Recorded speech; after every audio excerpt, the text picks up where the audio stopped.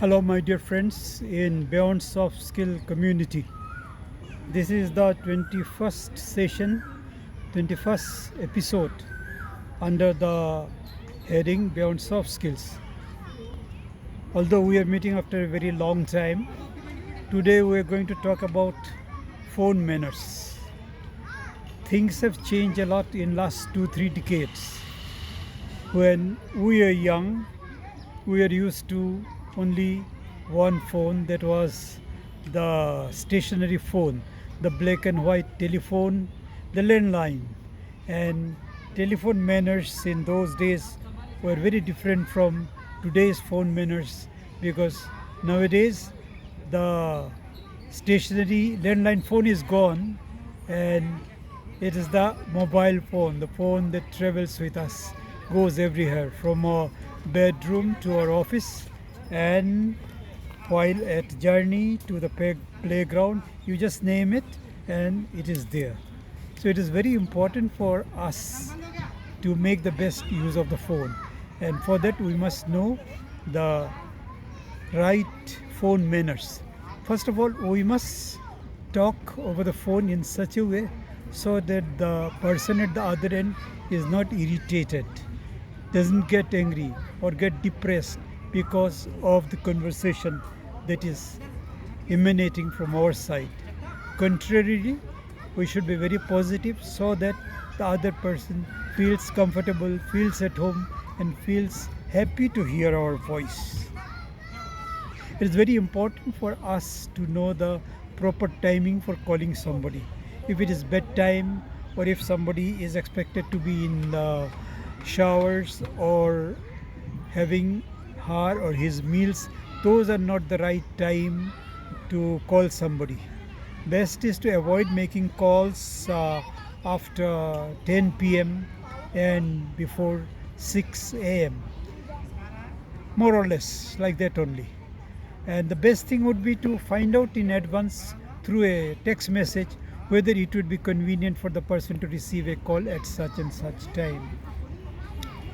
If the person is not at the receiving end and somebody else is receiving the call, for example, an assistant or a maid, the receiving person should be well instructed to take the message adequately, properly, if necessary to write it down, and also to note all the details like who is calling and from which number the call has come. Long conversations over the phone should be avoided at all costs, because somebody else may be waiting to make a call to the same person, and that could be an SOS call. The need could be very urgent. Somebody who needs hospitalization or somebody has fallen sick. So if our conversation is too long, somebody will be deprived of an opportunity which is of greater importance. Short conversations are always welcome.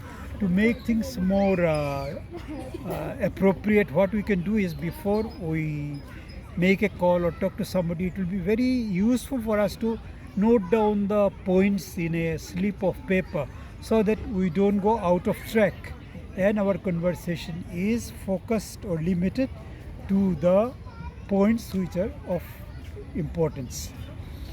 And while at the workplace, we must be very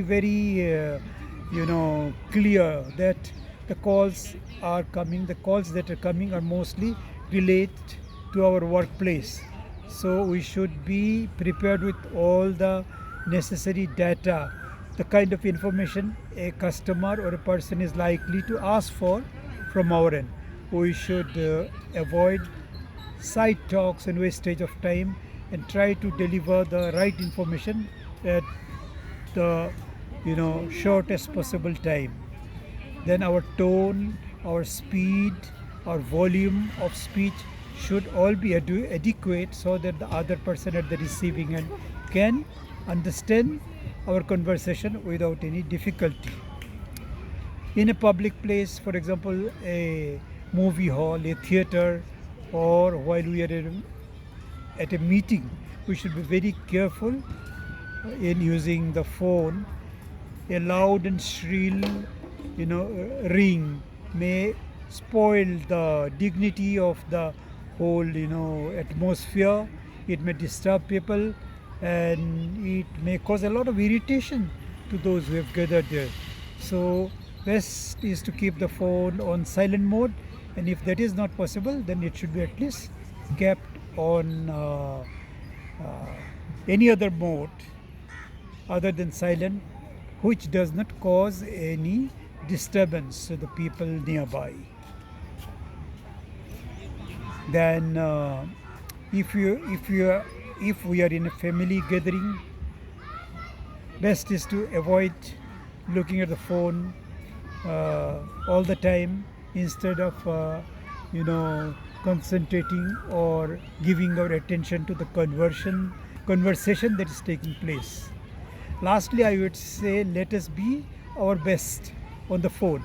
I have known of people who have spoken so well, so pleasantly, and so effectively, that the person at the other end has expressed her or his desire to meet this person, and after they met, they got engaged in very meaningful conversation, resulting in the person getting appointed by the other person, and it opened up a new door before the person who spoke so well on the phone. A new horizon opened up and life changed. So if we can give our best on the phone and know how to use it properly, oh, you'll benefit from it. So let's make the best use of the phone, and let's be well mannered on the phone. Thank you, and until we meet again. Bye.